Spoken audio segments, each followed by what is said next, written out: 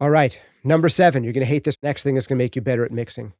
But this is one of the things that makes me better at this day at mastering. I do mastering all the time these days rather than mixing. And this is the thing that makes me better at mastering. And when I was mixing, it was the thing that made me better at mixing. And it was work with better musicians. I'm sorry. It's true. Honestly, even like your arrangement can suck and your recording can suck and like your mix can suck. But if you have a heartfelt performance from an amazing musician who's like communicating to you, oh my goodness, you don't need all this stuff to work. I did a podcast episode called Great Songs with Bad Mixes. You should look that one up. It's a lot of fun. Great songs with bad mixes. One of the examples that just came to mind as I'm saying this is The Mess Around by Ray Charles. You ever seen that one? Made Immortal by, heard that one, I mean? Made Immortal by John Candy, like miming along to it while he's driving a car in the middle of the night in planes, trains, and automobiles. Anyway, The Mess Around by Ray Charles. The mix is objectively terrible in the sense that it doesn't sound very hi-fi. And when the piano comes in, the mix is practically nothing but piano. And when the vocal comes in, the mix is practically nothing but vocal. It's totally dominating everything else. But it so doesn't matter. It's such a great, energetic, heartfelt performance that has such energy and emotion behind it. Who cares?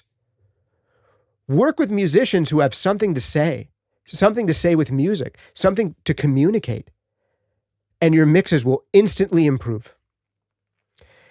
And I say this to you not just to say, well, get better at playing music if you're doing your own stuff, or stop working with such sucky bands if you're working with sucky bands.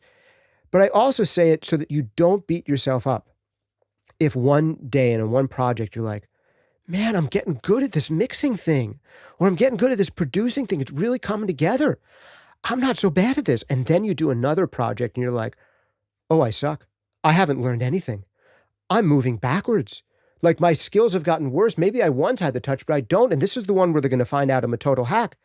Sometimes it's just you jazzing yourself up in your head and second guessing yourself. But sometimes it's because the song actually kind of sucks. I'm sorry. Or like the performance isn't that compelling.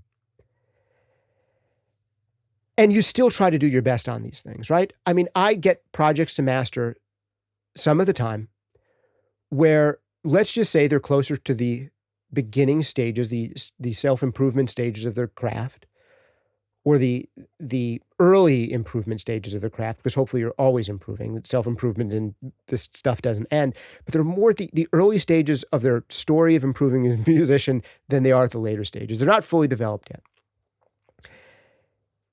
And even if things were recorded properly and the arrangements theoretically work, there's something that's just not there. They're just not fully formed artists yet. And it makes me feel like my work sounds less good. But it's not the sound of the work. It's like the timing of the band. It's some of these other things. Maybe it's arrangement. Maybe it's, we'll get to in a minute, how it was recorded. So when you are just the mixer on a project, know that how good you feel about your results is going to change dramatically depending on the quality of work that you get in. And mixing, I hate that I've led with this episode it being about mixing. I lead with it being about mixing because that's what people click on. But all these things we're talking about, every single thing we've talked about so far on this list applies at every stage of the process. And some of those early stages are much more important.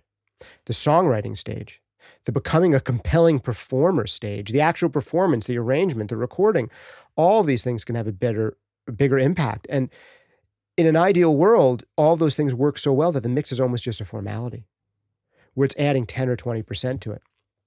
Our second most popular MixCon video is with Mick Gazowski.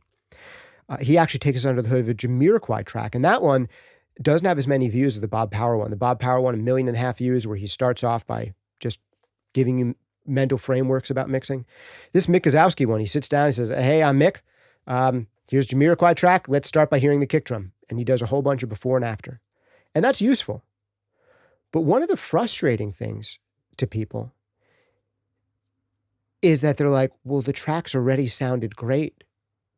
Like, of course the mix sounds great. Sure, like you made the kick drum sound a little bit better and a little bit more defined, but like it already sounded great. Now it just sounds a little bit more great. Like, how is that helping me? And the reality is, yes, that's where great mixes come from.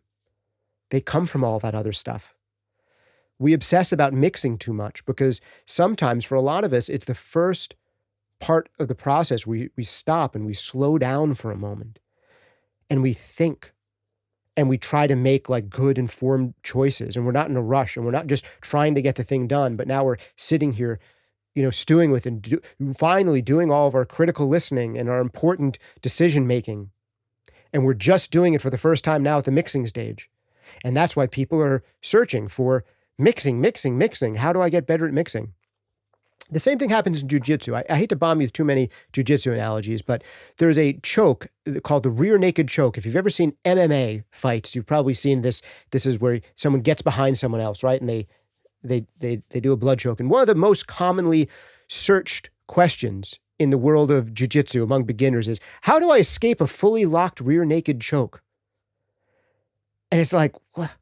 You messed up way before that. There's someone on your back with their arms around your neck, and they're starting to squeeze. Like, the best way out is tap, and you're done, and you restart the match, and it's over.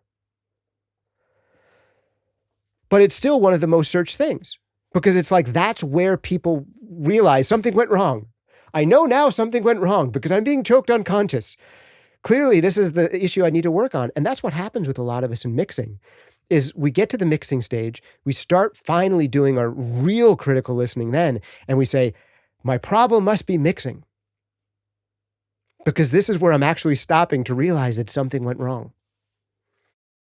If you like that short clip, you might love the full-length video it came from, or you might love one of my full-length courses like Mixing Breakthroughs, Compression Breakthroughs, or Mastering Demystified, guaranteed to improve the way you work or your money back. Hey, if you want something totally for free, we've also got GPU Audio sponsoring this month. Check them out over at gpu.audio/sonic-scoop, where you can get a whole suite of plugins totally for free.